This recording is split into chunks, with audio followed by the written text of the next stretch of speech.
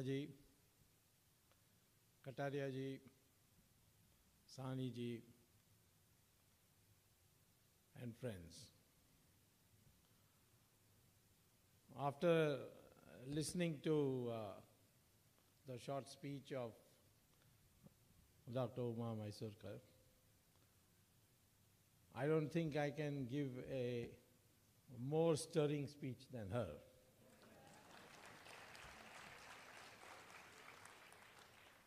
In Hindu tradition, when the male gods could not fight the Asuras, they had to go to Durga.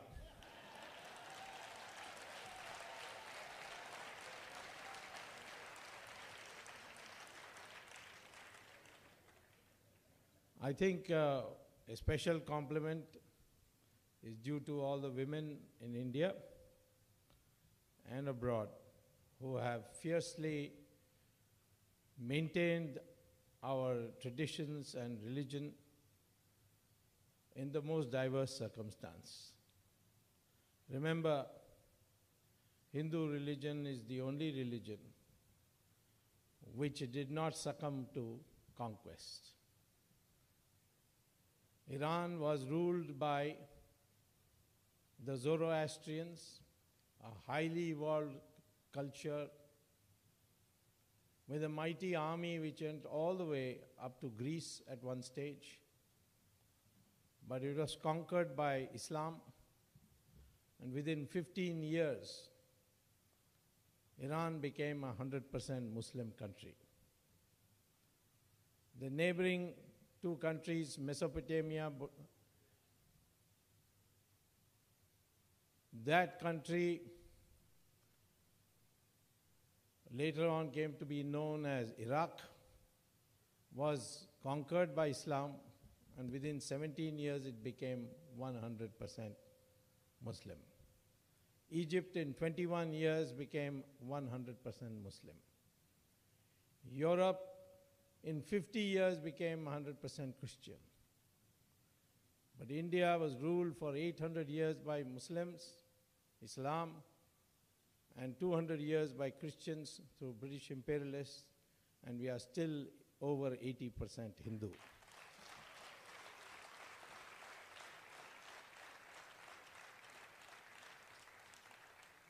We bear no grudges to Islam and to Christianity.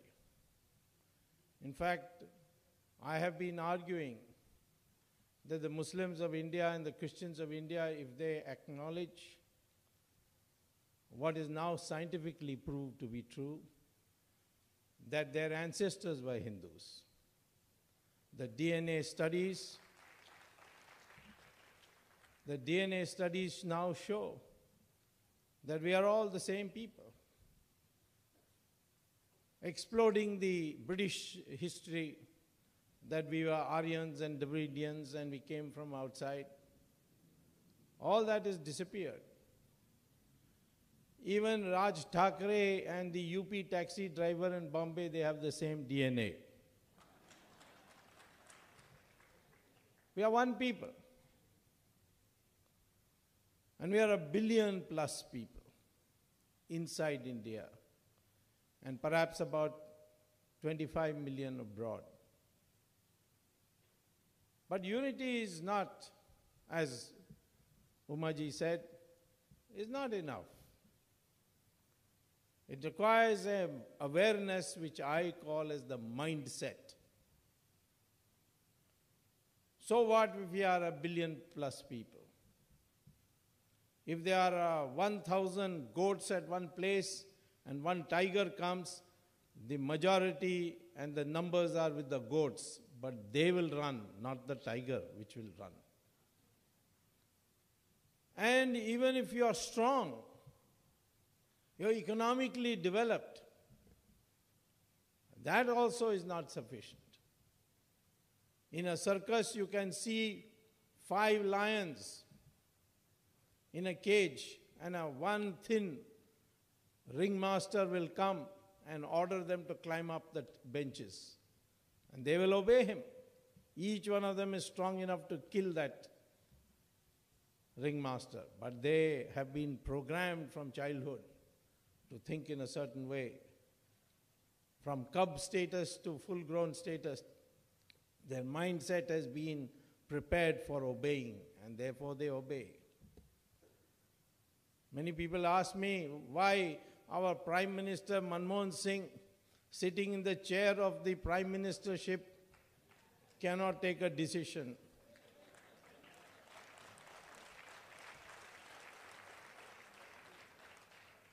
Unless the ring mistress gives him an order.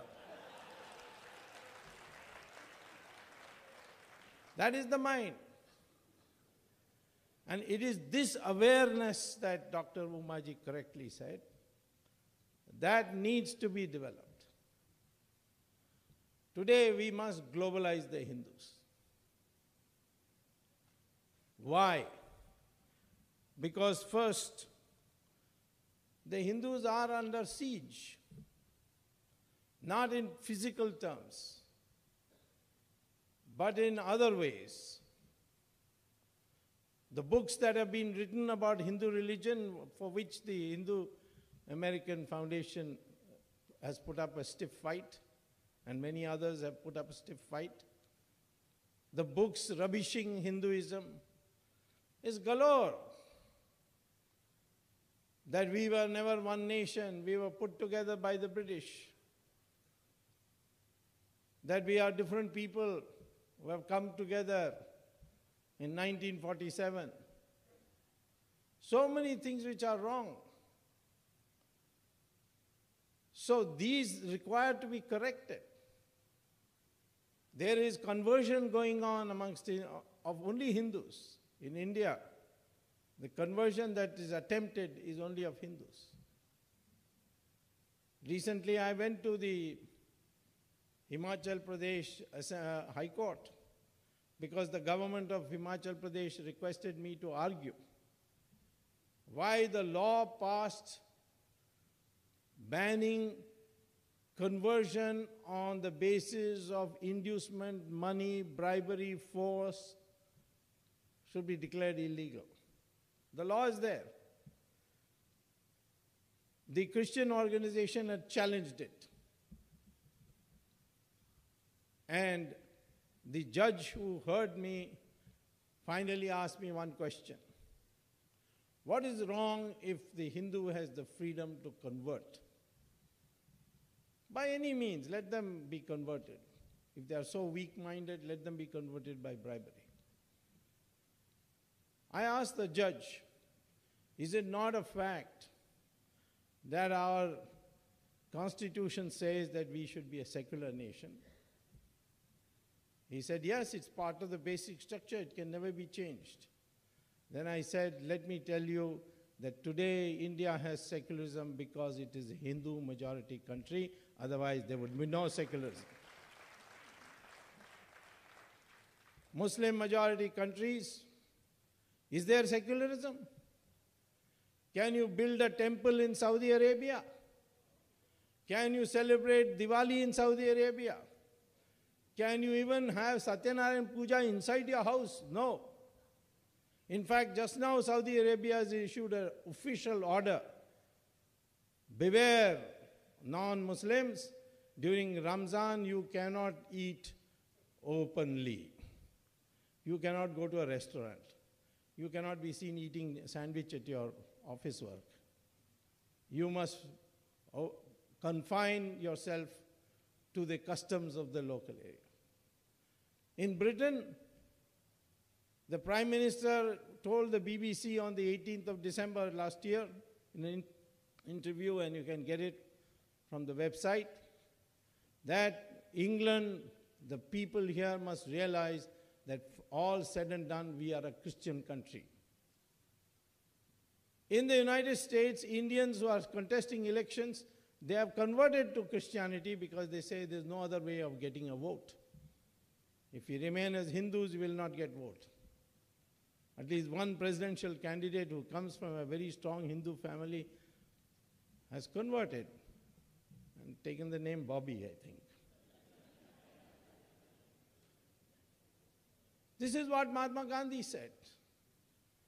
that if there is conversion, then you have to change your clothes, you have to change your food, you have to change the way you live, the way you relate to your family. This country that is India, and the religion of Hinduism, it has evolved over centuries. It's the only religion which doesn't have a prophet whose word you have to accept. That is why a Hindu can never be a fundamentalist, because there is no book to follow, there is no church to follow, and there is no prophet to obey.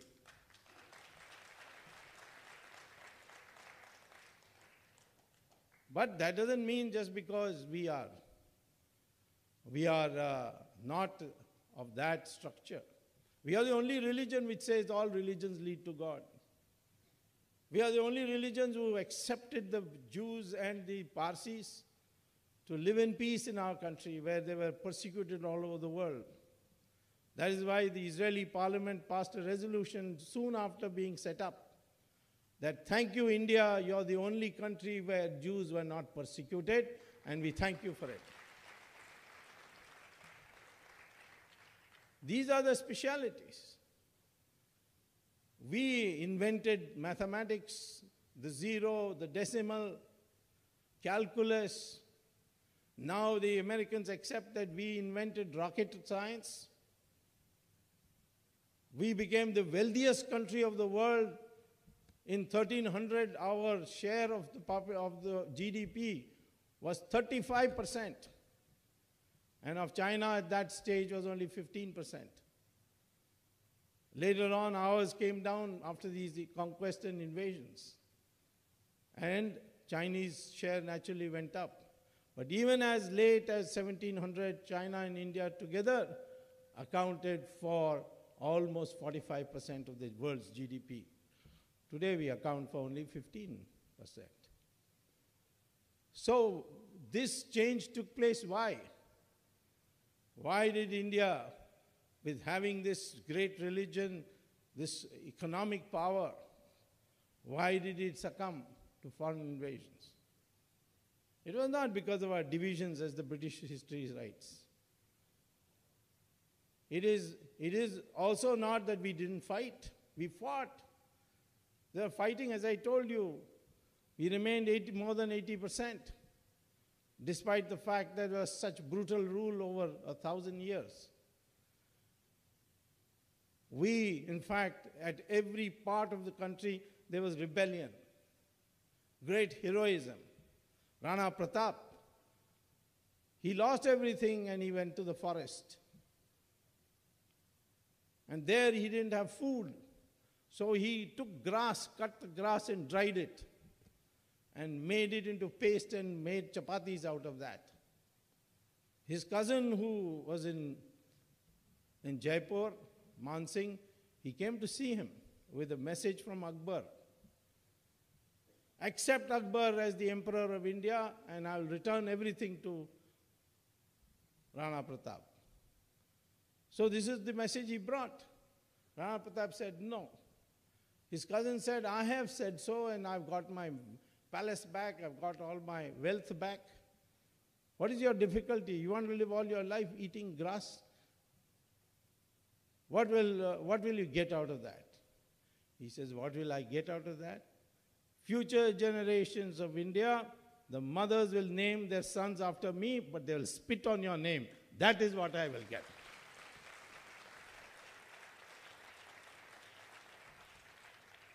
In Karnataka, Rani Chennamma. In Tamil Nadu, Kattabomman. The great Vijayanagar Empire was founded by the Shankaracharya with two converts who have been forcibly converted to Islam. He reconverted them on a rock in Hampi. And out of that grew the glorious empire of the Vijayanagaram, which went as far as Orissa and Bengal. And it ruled for 300 years. With more territory, covering more territory than the Mughal Empire, at any stage of Mughal Empire.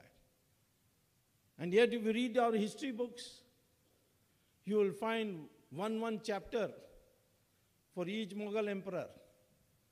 What is the period from Akbar to Aurangzeb? 150 years. Vijayanagar Empire, 300 years. But if you read the history book, one chapter for each Mughal emperor. But for Vijayanagar Empire, at most a paragraph that there was a kingdom in South India called Vijayanagar Empire. Ask most of the students in India, have you heard of Vijayanagar Empire? They will not be able to say. Many will say, we never heard of it. That's how we have been brainwashed. We become circus lions or goats, not the Virat Hindu that Umaji was talking about. She didn't use the word Virat, but I am using the word Virat.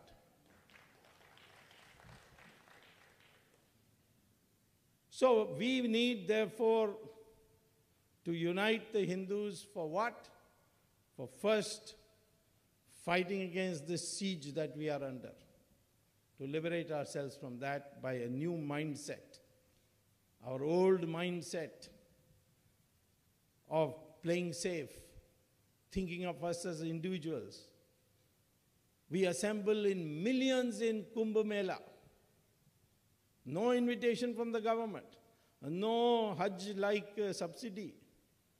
Yet millions assemble in Kumbh Mela. But in the Kumbh Mela, we don't assemble as Hindus. We assemble to request God, please give me promotion in my job, or let me pass my examination. That is what we are doing. We can assemble, but that assemble doesn't create the mindset. So we need now to do that. And we have to recognize that there are communities around the world from different histories, Hindu communities which have different histories. You have the population in the United States, the young professionals, very well, who have done extremely well. The average per capita income of the Indian today is the highest of all communities in the United States. Great innovations are being done, number of CEOs. This is a different generation. In Saudi Arabia, in Qatar, and all these places, they are motor mechanics. They are factory workers, all doing extremely well. That's why they are there. Then there are people who went to Guyana, Trinidad, Mauritius, Fiji, and suffered huge tribulations, and still they maintain their Hindu traditions. I don't know if the story is true or not, but I was told the British, they were so cruel to the Hindus, but the Hindus in Guyana wanted to build a temple in an island. Or rather, they wanted to build a temple, and the British said, you can, but across the ocean, there's a small island, you can build it there. But only after your work is over, which meant 18 hours. The Guyana Hindus put stones on their heads and swam and built a temple there and have maintained their religion there.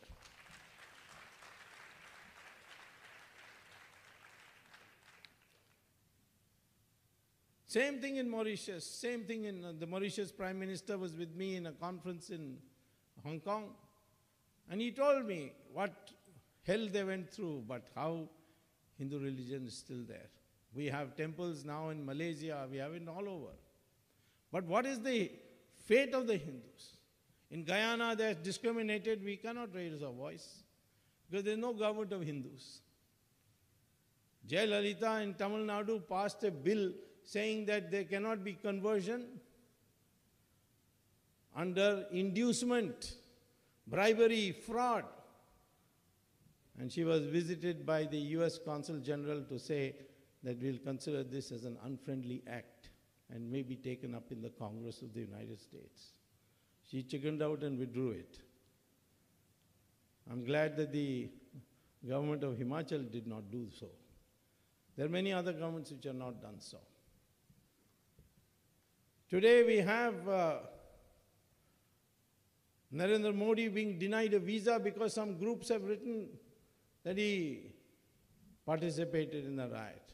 But his name doesn't figure in any FIR.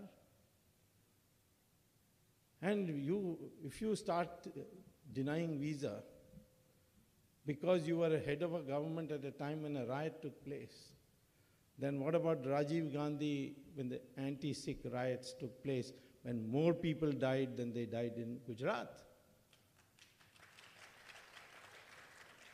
What about the one genocide I have taken up in Meerut in 1987, where under the orders of the then Junior Minister for Home Affairs, Mr. Chidambaram, 42 young boys from the Muslim community were picked up in the middle of the night, put in a truck and taken to the edge of a canal and shot one by one. Who's taking it up? Is the United States Congress taking it up? No. Are the Indian liberals taking it up? No, it is I who has taken it up. This is the way in which the world is functioning today. So we have to fight that. And for that we have to organize. Unity for what? For organizing. Organizing for what? For establishing the rights of the Hindus to live according to their own rules. There are today threats from Hinduism itself. Yoga, it is scaring a lot of people. That's why now they want a Christian yoga. That is like saying you can have boiled ice cream. How can you have boiled ice cream?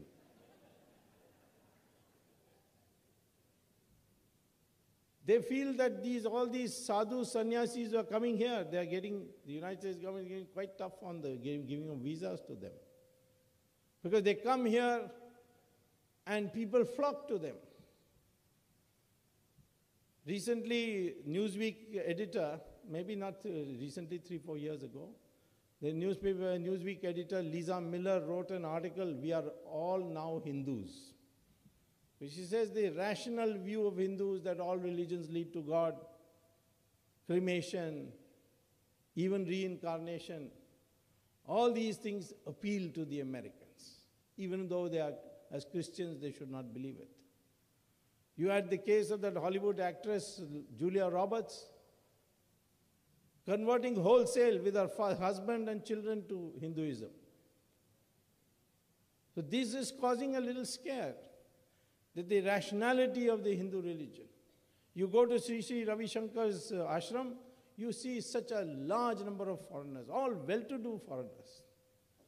Because Hinduism, long ago in the name of Sanatana Dharma, very specifically said, pure one-dimensional material progress will not produce happiness. You must harmonize material growth with spiritual values, then only you can be a happy person. This is what Sanatana Dharma says. To elevate money and wealth to the highest level, and to even restructure society on the basis of how much money you have, not going to produce happiness. That is the only explanation why so many Americans and Europeans are seen in the ashrams of our sadhus and sannyasis. The whole Varna system originally was created to play down the importance of money. Rishi Bhrigu had said that the sources of power must be decentralized, then only society can be stable. So what were the sources of power he identified? Knowledge, weapons, wealth, and land. And he separated it out. He said those who pursue knowledge cannot have wealth, they cannot have weapons, they cannot have land. But because of the sacrifice and the fact that they are learned people, society must rank them the highest.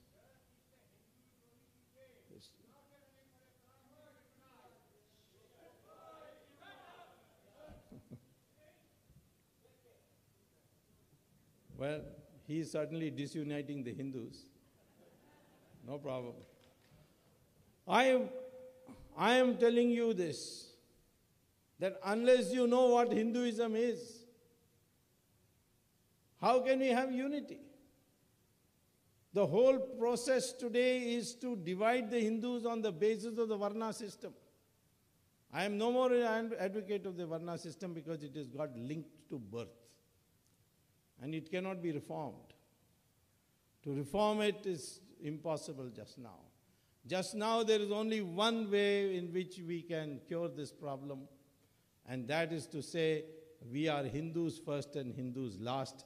That is the only way we can unite.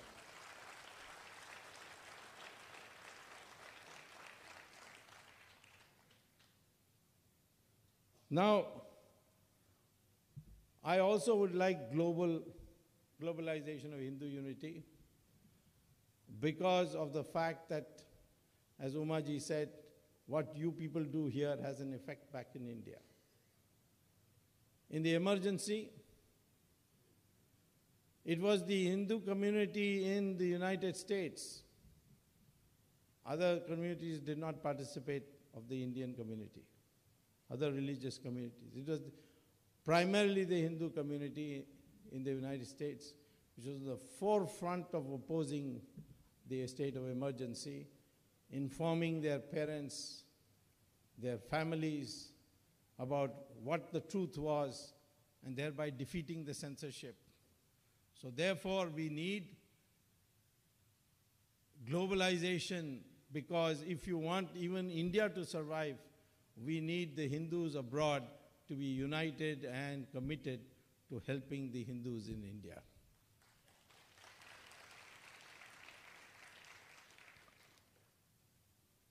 So this is the reason. Now, how is this unity to be structured?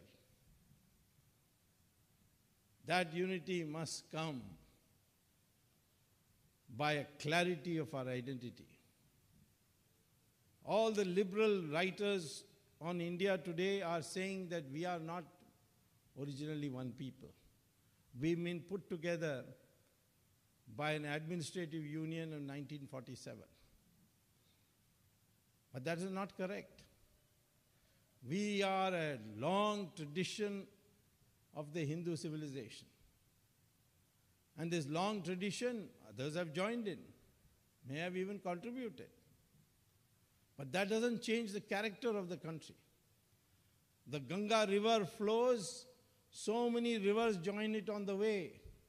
But it has always been known as Ganga and nothing else. You don't hyphenate the name of Ganga. The same way you do not hyphenate the name of Hinduism. We are a Hindu country.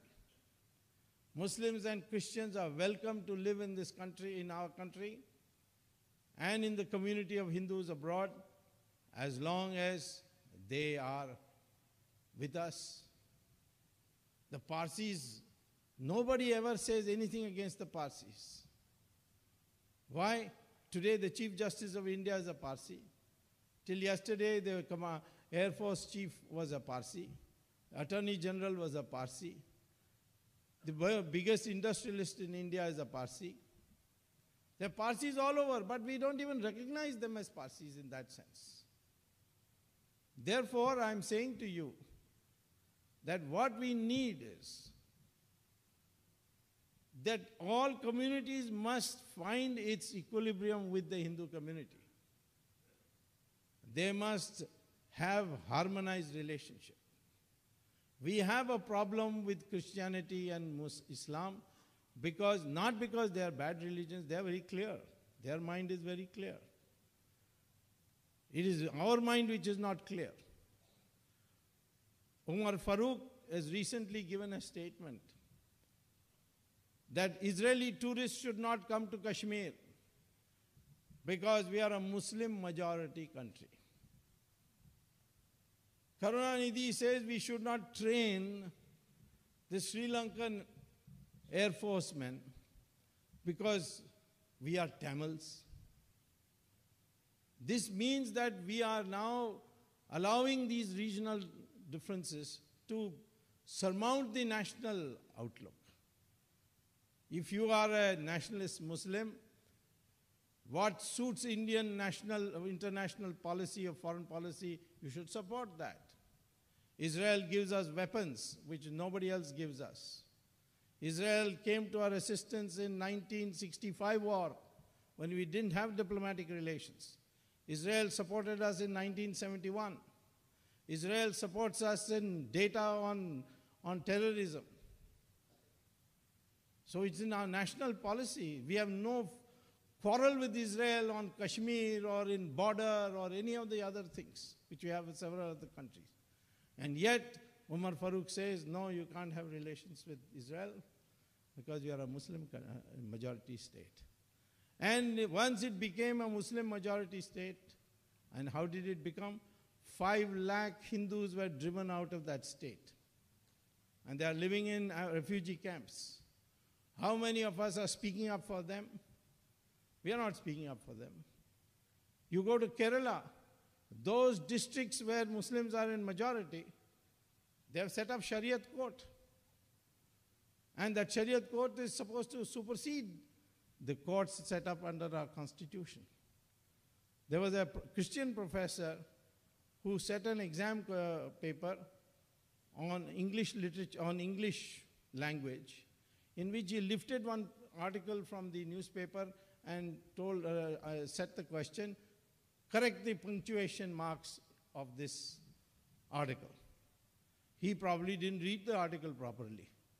But there was one line in which some derogatory references were made to Prophet Muhammad. So the Sharia court in Kerala, which is illegal, passed an edict, an order, that this professor's hand will be cut as punishment. And 4 youth came when he was in a morning walk and cut his hand, both his hands. So when they are in majority, they are clear. Taliban is also clear. Just now they shot a woman in a public place. 9 times the bullet was pumped into her, and everybody raised the slogan, Allahu Akbar. That is their system. But I am saying I will not allow this system in my country. You want to live, you harmonize with us. And I can tell you that if the Hindu majority spoke in that language, the Muslims will agree, because they have agreed in Australia. Australia, one imam said that I don't want uniform civil code. We want our Sharia. Next day, the Australian Prime Minister, who was also a woman, she said, if you want Sharia, you go and look for another country. In Australia, you are not going to get Sharia.